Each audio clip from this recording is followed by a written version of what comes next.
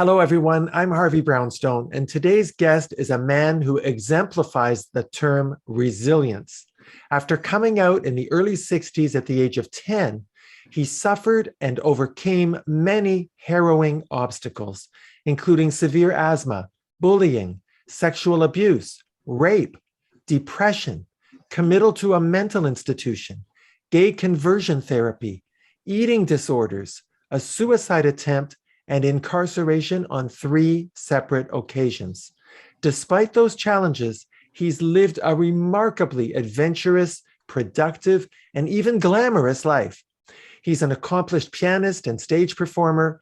For a time, he worked at CBS in Hollywood, and he met and befriended many celebrities, including Katherine Hepburn, Elizabeth Taylor, and Eleanor Powell. He had a lengthy and very close friendship with Doris Day. He dedicated over a decade of his life to working tirelessly in nonprofit organizations to assist people living with HIV and AIDS by organizing major fundraising events featuring big stars like Patti Page, Jack Jones, Carol Channing, Greg Louganis, Eileen Fulton, and Jim Bailey. He's been a teacher, an award-winning blogger, a radio talk show host, and for 5 years, he's been hosting an award-winning TV interview show called Capital Area Chats. He provided collaborative assistance and research support for 2 best-selling books, Crowning Glory, the 1996 autobiography of celebrated Hollywood hairstylist Sidney Gilleroff, and Doris Day, The Untold Story of the Girl Next Door, the 2008 book by David Kaufman. His book, The Concord Theater and Concord's Love Affair with the Movies, became a bestseller. And now he's written a turbulent, compelling, and sometimes shocking memoir entitled A Sprinkling of Stardust Over the Outhouse, Musings, Memories, Madness, and Pillow Talk. I'm delighted to welcome Paul Brogan to our show. Paul, thank you so much for being here. Thank you so much for inviting me. I'm thrilled to be here. I've been a fan of yours since you started doing your wonderful interviews. And I guess I have let you know in the past, sometimes I'll set aside an entire afternoon and just watch one after another because you have an ability to bring out from someone things that you never knew about them before. Thank you so much, Paul. That means a lot to me. I want to start by asking you why you decided to write the book. I'm moving along in years, but more than that, when I was younger, I had no resource to go to find out about living a gay lifestyle or doing other things. And so I wanted to hopefully to serve as a resource for someone and maybe to help them. In some ways, your book is a love letter to your beloved hometown of Concord, New Hampshire. What is it about Concord that makes it such a special place? Despite the passage of time, it still retains a sort of Norman Rockwell magic about it that is very much like the movies. Reality hasn't crept in and destroyed it. You were raised Catholic and you went to a Catholic school, and you even taught a course a few years ago called Growing Up Catholic. You wrote that the Catholic faith has been a complex journey that has given you joy mixed with anger and disappointment. What did you mean by that, Paul? I still find comfort in some of the teachings or some of the hymns that we sang as children bring me a real joy.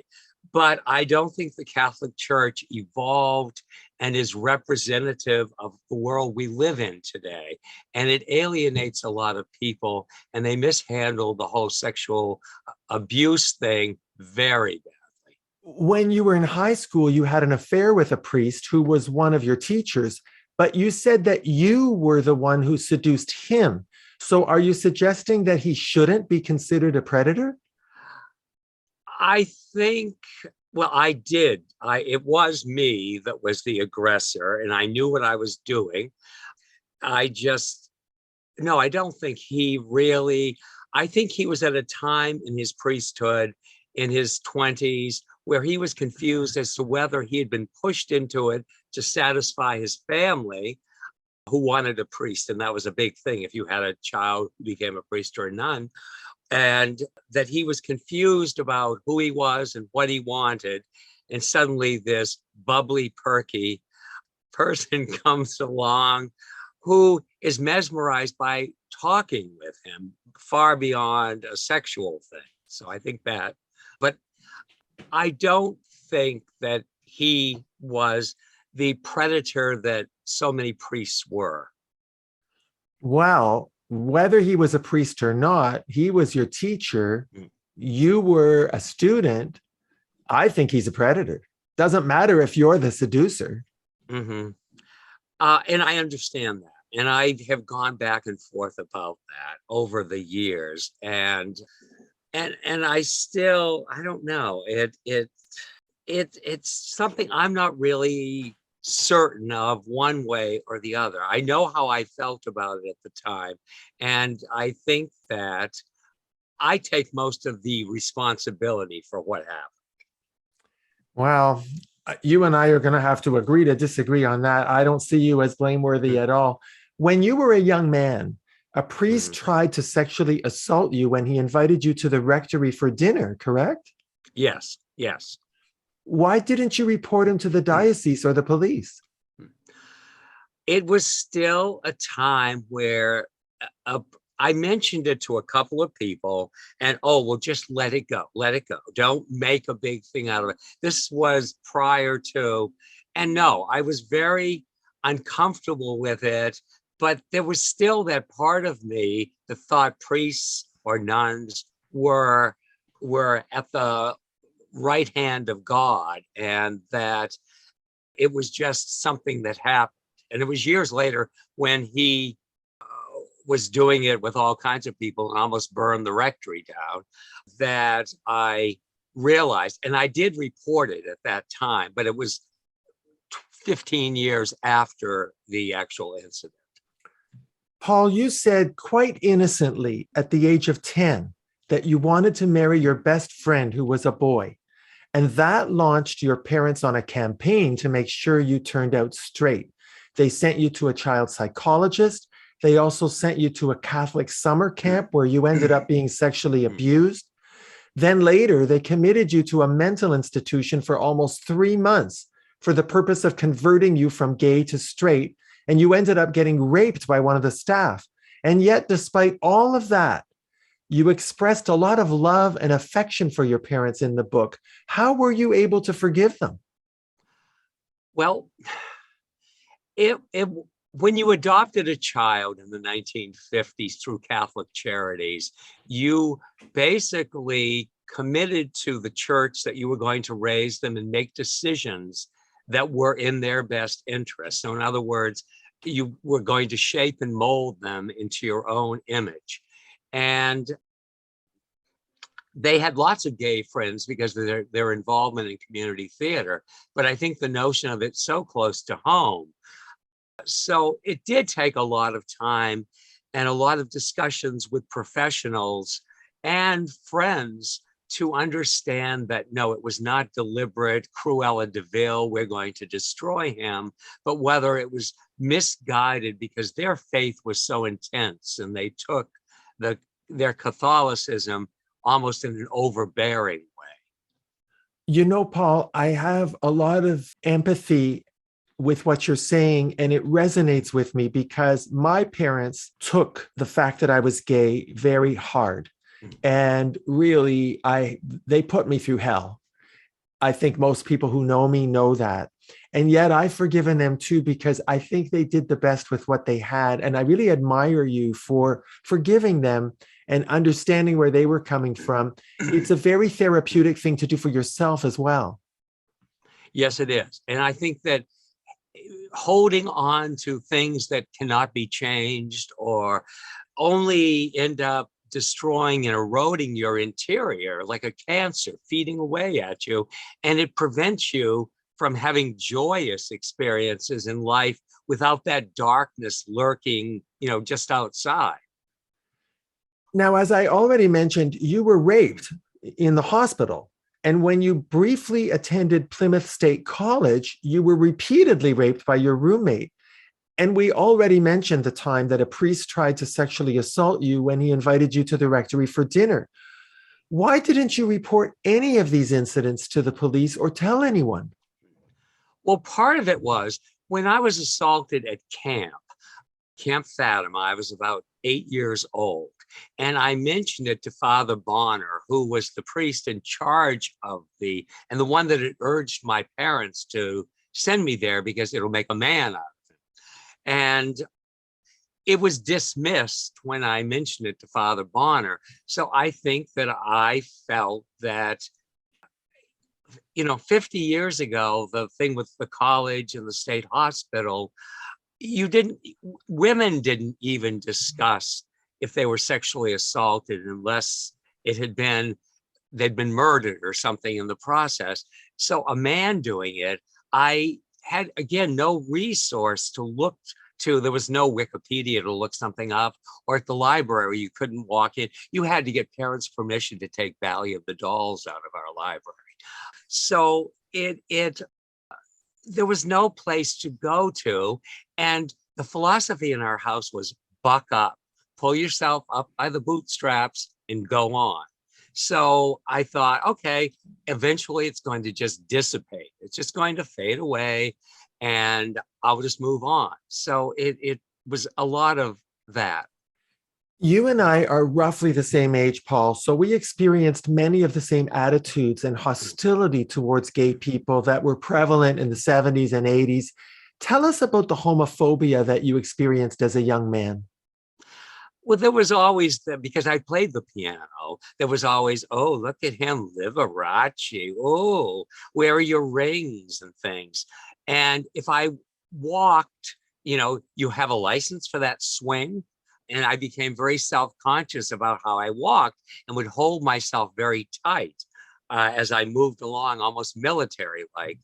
And the kids just, because I couldn't play like they could because of asthma, it was, oh, aren't you a mama's boy or tied to your mother's apron strings? And it was a constant thing that eventually I sort of just let it wash over me because I felt this. It was just always there and it always would be there. Now, as a result of all the trauma you went through, you had an eating disorder and depression. And at one point, you even attempted suicide. What advice do you have, Paul, for people who may be feeling the way you were feeling back then?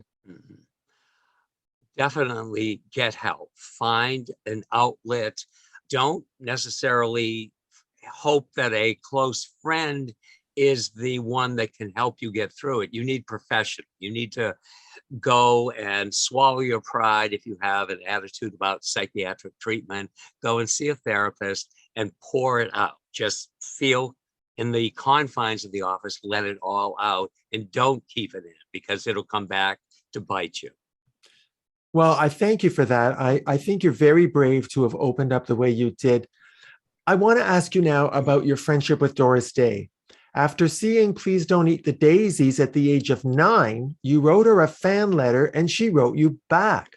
And you continued to correspond until finally in 1973, you went to Los Angeles and you met her.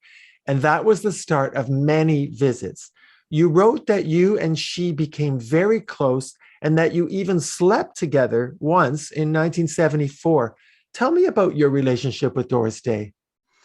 She accepted me as just me. There was never any uncomfortable.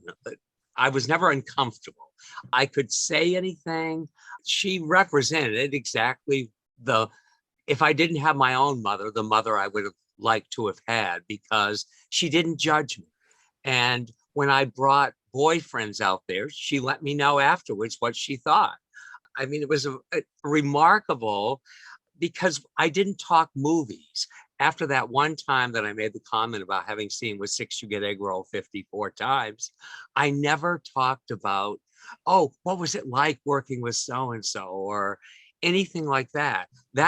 We talked about other things. We talked about small town life, which she was fascinated with. We talked about religion because she had drifted away from Catholicism and she had many of the same feelings I did. And those things bonded us very, very closely. You also said that you had sex with Doris' son, Terry Melcher, and that you also had sex with Rock Hudson. Paul, you've come under a great deal of criticism from some of Doris Day's most loyal fans for writing about these encounters. What do you say to people who accuse you of using these stars' names to sensationalize your book? Well, I don't put anything about any of them on the book jacket. So I didn't use that as a necessary selling point. But the fact that Doris is the only woman I was ever involved with the one time, I thought it was relevant to the book. And I took great pains to explain that it came out of a conversation we had. And that was the same thing that happened with Terry Melcher.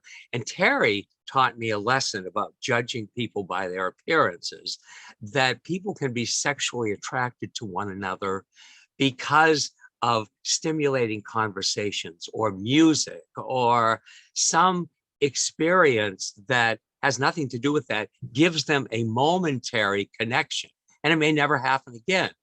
He had sex with Mama Cass because they had had a phenomenal conversation and felt so close at the conclusion of it. He felt the only way they could conclude that conversation was to be intimate, and it never happened again.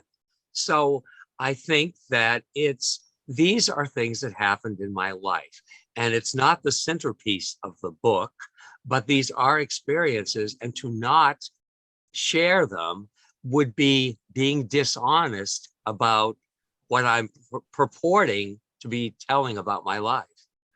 Do you think Doris Day would approve of the book? Yes, I do. I absolutely do, because she would read the entire book before she made a determination. She would not allow someone, oh, Doris or Dodo or whatever they call, he wrote about having sex with you and this is so terrible. She would read the entire book and see the context that it was in and then make a determination. Well, here's the thing I don't understand, Paul. You wrote about having sex with a famous actor who starred in the towering Inferno, but you wouldn't give his name. You wrote about having sex with someone you described as a hot singer who frequently appeared on MTV, but you wouldn't give his name.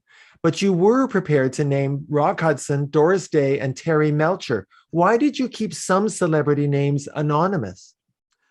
Because I knew enough people in the business, everyone from Sidney Gilroth, to understand that certain people are from an era in which discretion, as far as when they're still working and they're still performing and they're still doing things, can damage their career or damage the life that they have built for public consumption. That's not necessarily their real life. And those individuals I respect and maintain contacts with. And I was asked by one of them who was on the fence about it, well, yes, but I'd rather you didn't. And that was enough for me to say, all right, I won't then. But then the obvious question is, yes, don't you think that if Doris were alive, she would have said, I rather you didn't? And Terry Melcher, I don't know about Rock Hudson because at the end, he didn't have a problem coming out when he knew he was dying of AIDS. But Terry Melcher and Doris Day, wouldn't they have said to you, I'd rather you didn't mention that we'd slept together? Well, Terry would be 80 now. And I don't know. I think that he would have been comfortable with that because he was a very open individual, the free love era and all of that. I wasn't, I'm sure, the only man that he had an experience with. He would never, I don't think, have become involved with somebody as a lover long-term living with. But I think his mind and heart was so open to experiences. So I think he probably would have said yes. I think Doris would have wondered, but I think ultimately, again, I would have given her the entire book to read and I would have said, okay, this is the story, and allowed her to make a determination based on that. And you're confident that she would have ultimately agreed that you could mention that you slept together? Yes, I do. Yes. You wrote that there's a fine line between being a fan and being a fanatic.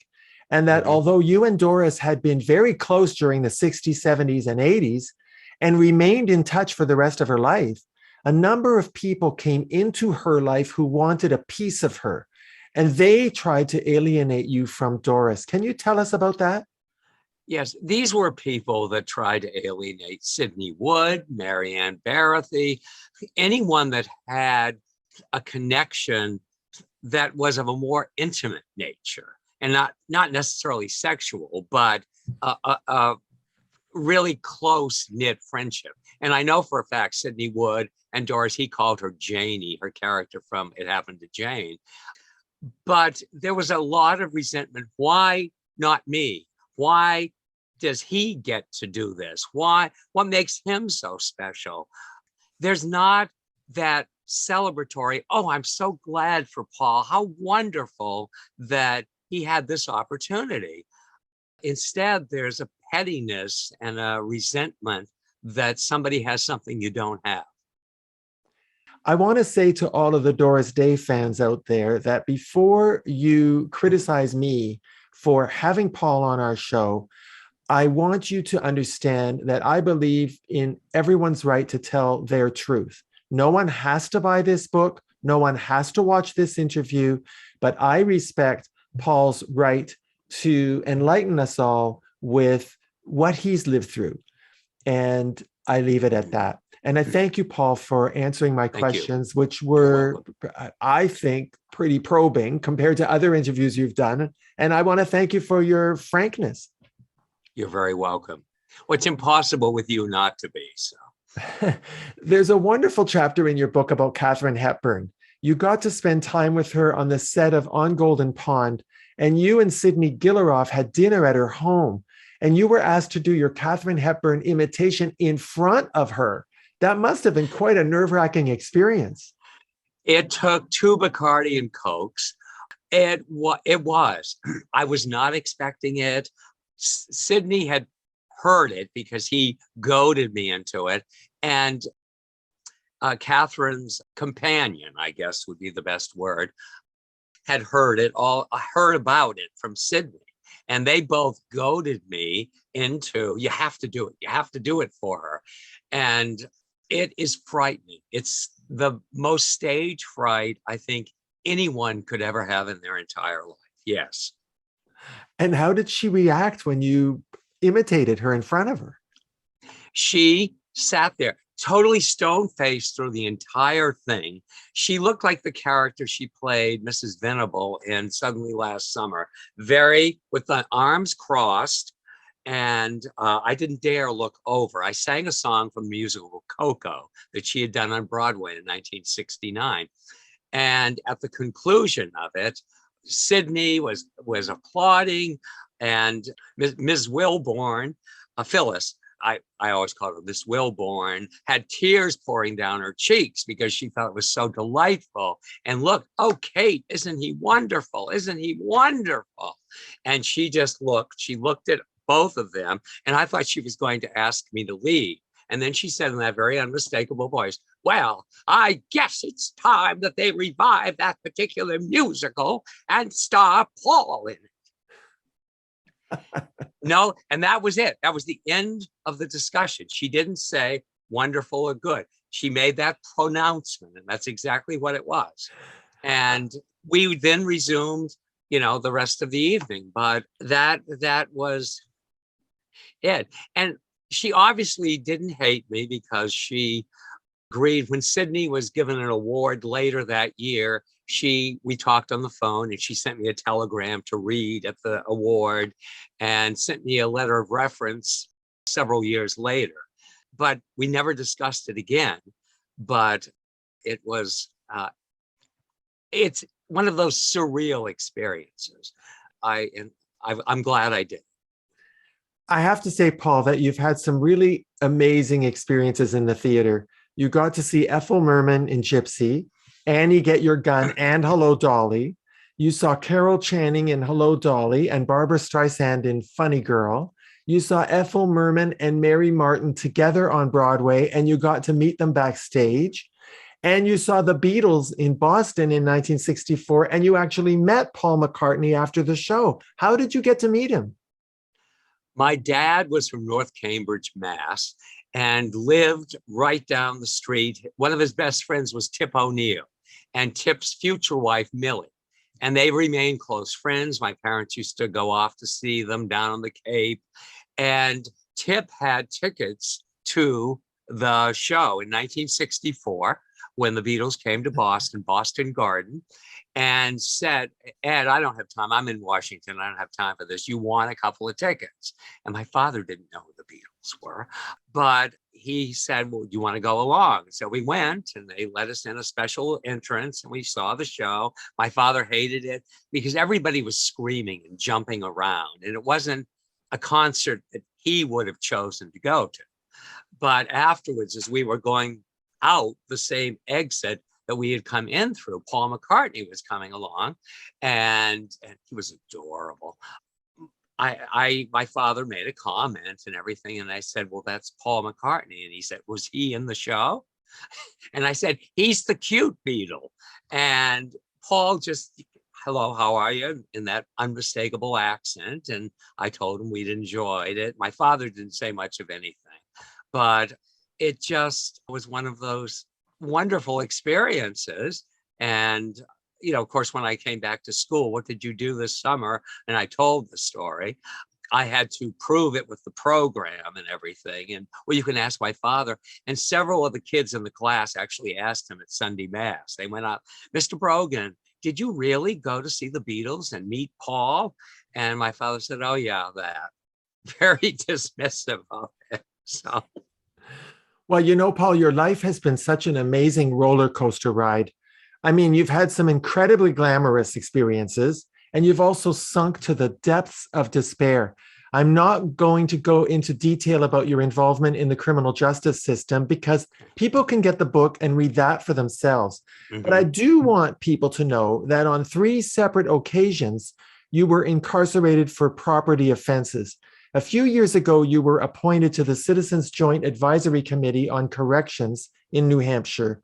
What changes would you like to see in the criminal justice system and the prison system?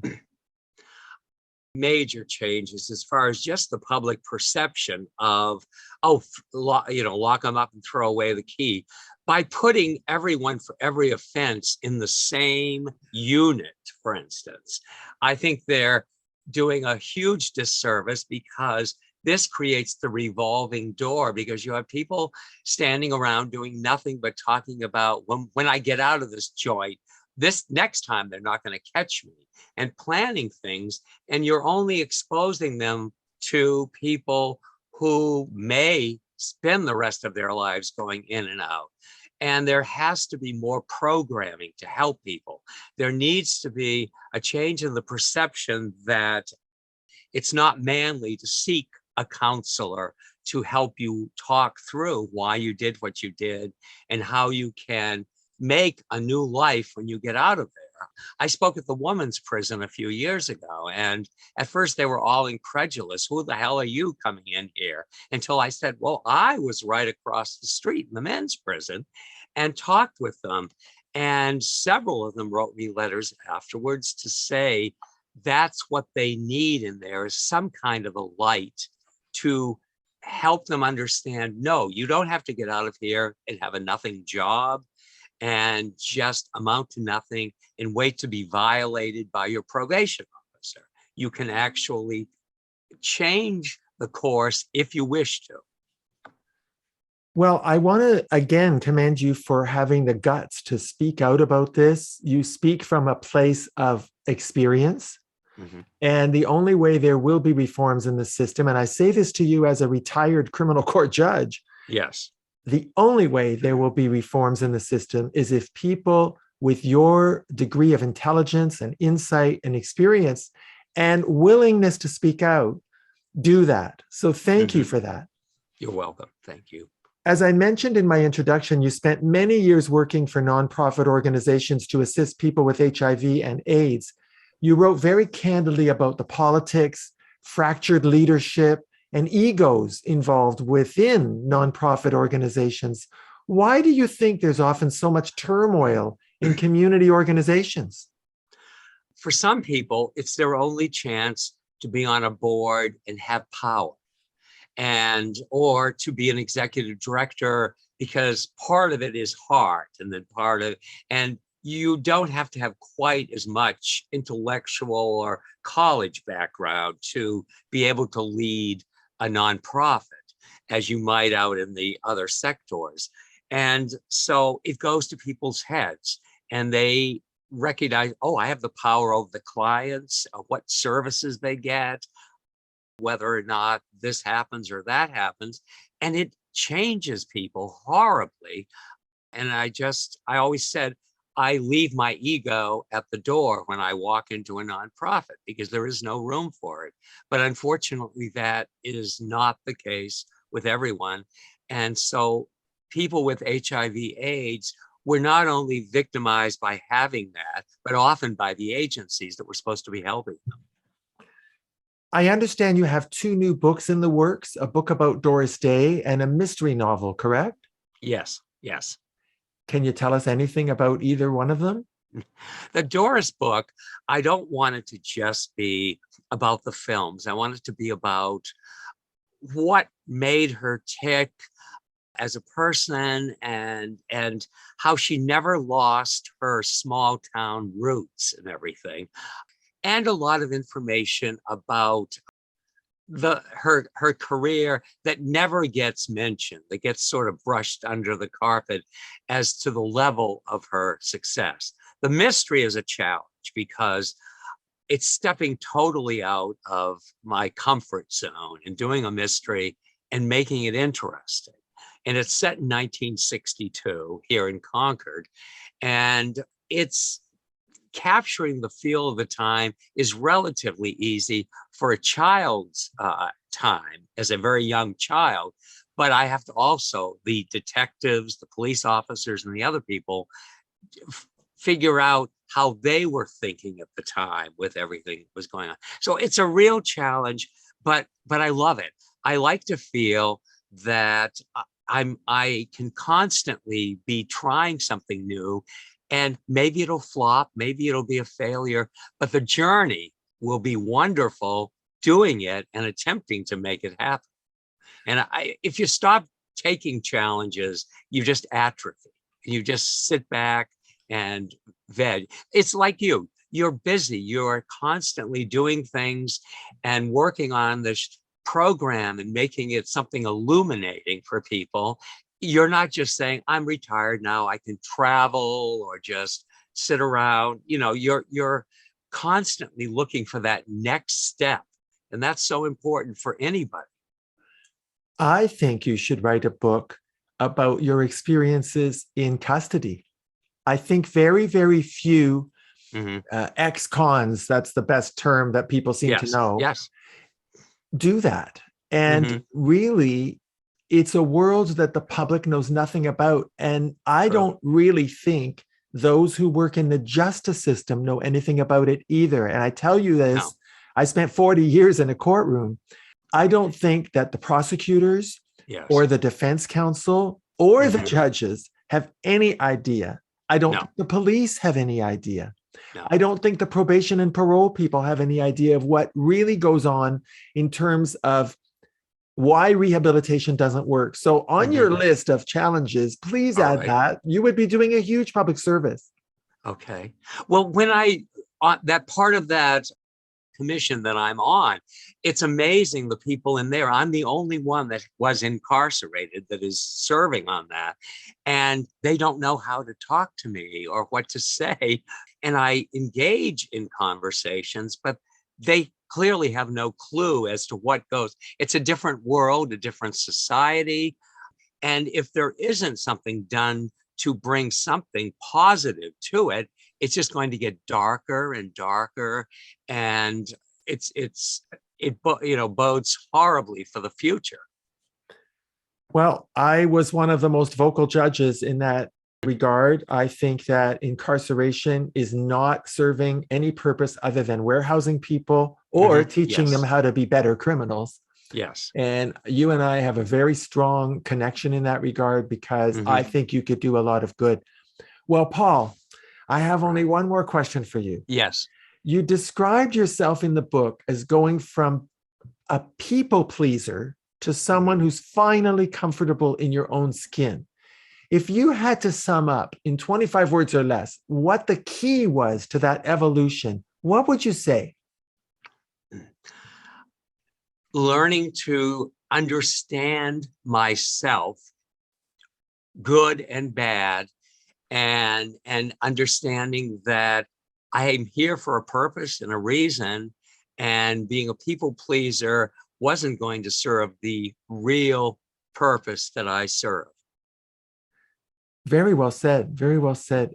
Paul, I think your book is not only entertaining, but it's inspiring on so many levels because your ability to remain positive and productive throughout all the hardships you've endured is really quite remarkable.